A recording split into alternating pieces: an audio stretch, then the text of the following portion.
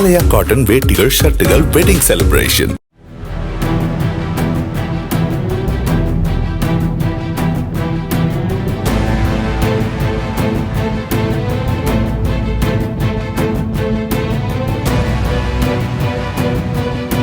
கன்னியாகுமரி மாவட்டம் செம்பொன் விளை பகுதியில் இருசக்கர வாகனத்தின் மீது போர்வெல் டெம்போ மோதியதில் 2 சிறுவர்கள் உட்பட 3 படுகாயமடைந்த நிலையில் விபத்து தொடர்பான சிசிடிவி காட்சி வெளியாகியுள்ளது.